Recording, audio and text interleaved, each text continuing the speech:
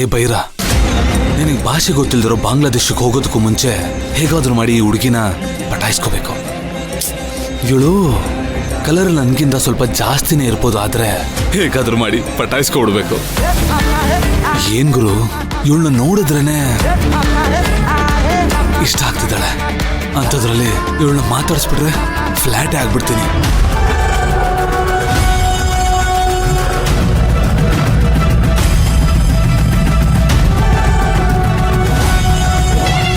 ಎಲ್ಲೋದ ಈ ನನ್ನ ಮಗ? ಮತ್ತೆ ಯಾವ ಚಾಳಿ ಹಿಡ್ಕೊಂಡು ಹೋದ್ನೋ ಏನೋ. ಇವೊಂದೊಂದು ಮೂದೇವಿ ನನ್ನ ಮಗ ಒಂದ್ ಕಡೆ ಇರೋದಿಲ್ಲ.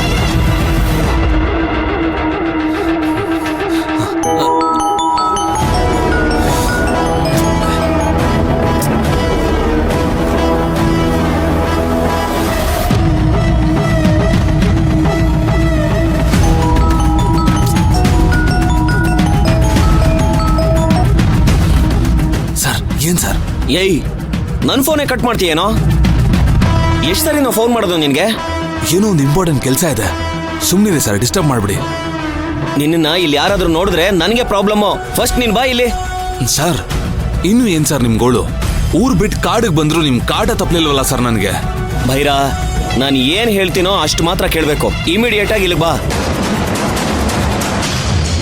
ನಿನ್ನ ಇಲ್ಲಿಗೆ ಯಾಕೆ ಕರ್ಕೊಂಡು ಬಂದಿದ್ದೀನಿ ಅನ್ನೋದನ್ನ ಮರೆತು ನೀನ್ ಏನ್ ಮಾಡ್ತಿದ್ಯಾ ಹೇಳಿಲಿ? ಸರ್, ಆ ಗಿಡಮೂಲಿಕೆ ಎಣ್ಣೆಗಿಂತ ಇವಳು ಭಯಂಕರ ಕಿಕ್ ಬರೋ ತರ ಇದ್ದಾಳೆ ಸರ್.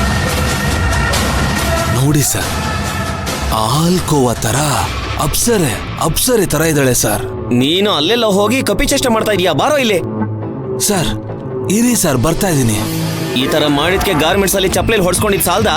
ಇಲ್ಲೂ ಆಗ್ಬೇಕಾ ಕೆಲ್ಸ? ಸರ್, ಇವಾಗ ನನ್ನ ಯಾರು ಟಚ್ ಮಾಡೋಕ್ಕಾಗೋದಿಲ್ಲ ಸರ್. ಏಯ್, ಈಗ ನಿನ್ ಮೇಲೆ ಯಾರು ಕೈ ಮಾಡ್ತಾರೆ ಅನ್ನೋದು ಮುಖ್ಯ ಅಲ್ಲ. ಯಾವುದೇ ಕಾರಣಕ್ಕೂ ನರ್ತನಾಗೆ ನಮ್ಮ ಮೇಲ್ ಡೌಟ್ ಬರಬಾರ್ದು. ನಾನು ಇನ್ನೂ ಸ್ವಲ್ಪ ದಿ ಅಪ್ಸರ ನೋಡಿ ಕಣ್ತಂಪ್ ಮಾಡ್ಕೋಬೇಕು ಸರ್. ಲೋ, ಒಂದ್ ಕಡೆ ಆ ಅಮ್ಮ ನನ್ನ ಪ್ರಾಣ ತಿಂತಾ ಇದ್ದಾಳೆ, ನಿನ್ನ ಮೆದುಳಿಗೆ ಕೈ ಹಾಕ್ತಿದ್ಯಲ್ಲೋ. ಆದಷ್ಟು ಬೇಗ ಬಾರೋ, ನಿನ್ ಕೈ ಮುಗಿತೀನಿ ಕಣೋ. ದೂದ್ ಬೇಡ ಸರ್, ಮಿಲ್ಕ್ ಬರ್ಫಿ ಸರ್. ಹಂಗೆಲ್ಲ ಇವಳನ್ನ ಬಿಟ್ಟು ಬರೋಕ್ ಆಗುದಿಲ್ಲ ಸರ್.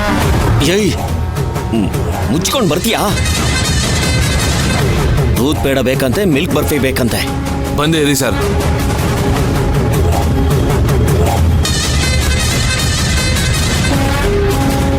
ಬೇಬಿ, ಎಲ್ಲಿ ಹೋಗ್ತೀಯಾ? ಇದೇ ರೆಸಾರ್ಟಲ್ಲಿ ಸಿಗ್ತೀಯಲ್ಲ, ನಿನ್ನ ಆಮೇಲೆ ವಿಚಾರಿಸ್ಕೊತೀನಿ. ನೀವೆಲ್ಲರೂ ನಿಮ್ಮ ಬಗ್ಗೆ ಏನು ಅನ್ಕೊಂಡಿದ್ದೀರಾ? ಈ ಟ್ರಿಪ್ಪು ಬರೀ ನೀವು 4 ಜನಕ್ಕೆ ಅರೇಂಜ್ ಮಾಡಿರೋದು ಅಂತಾನ? ಧ್ರುವ ಮೈನಾ ಒಂದಾಗಬೇಕು ಅಂತ ನಾವು ಪ್ಲಾನ್ ಮಾಡಿರೋ ಟ್ರಿಪ್ ಇದು. ನೆನಪಿದೆ ತಾನೆ?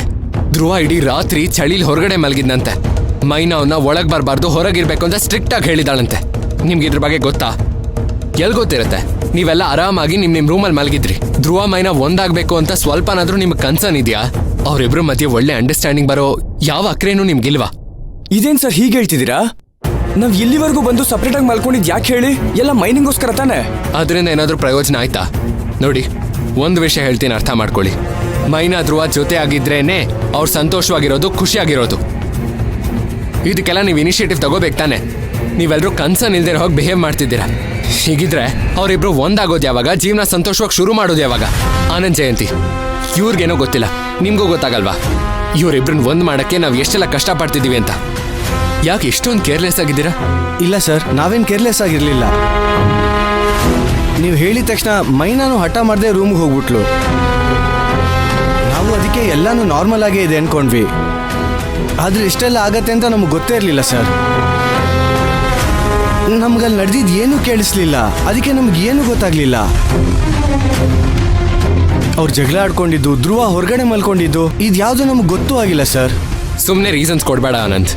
ಎಲ್ಲ ವಿಷಯದಲ್ಲೂ ನಾವು ಇಂಟರ್ಫಿಯರ್ ಆಗಕ್ಕಾಗಲ್ಲ. ನೀವೇನಾದರೂ ಮಾಡಬೇಕು. ಮೈನಾ ಮೈಂಡ್ ಸೆಟ್ನ ಹೇಗಾದರೂ ಬದಲಾಯಿಸಬೇಕು. ನೀವು ಬರೀ ನಿಮ್ಮ ಬಗ್ಗೆನೇ ಥಿಂಕ್ ಮಾಡ್ತಿದ್ದೀರ.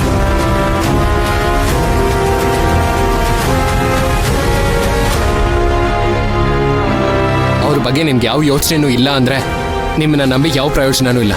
ಎಲ್ಲನೂ ನಾನೇ ಹ್ಯಾಂಡಲ್ ಮಾಡಬೇಕು. It's okay, thank you so much. ನಾನೇ ಎಲ್ಲ ಹ್ಯಾಂಡಲ್ ಮಾಡ್ಕೋತೀನಿ. Pushpak, please calm down. Tension ಮಾಡ್ಕೋಬೇಡ. ನಮ್ಗಿಂತ ಮುಂಚೆ ಬಂದ್ಬಿಟ್ಟಿದ್ದೀರಾ? ಬಂದ್ಬಿಟ್ಟಿದ್ದೀರಾನ? ಬಂದು ನಿನ್ನಿಂದ ಬೈಸ್ಕೊಂತ ಇದ್ದೀವಿ.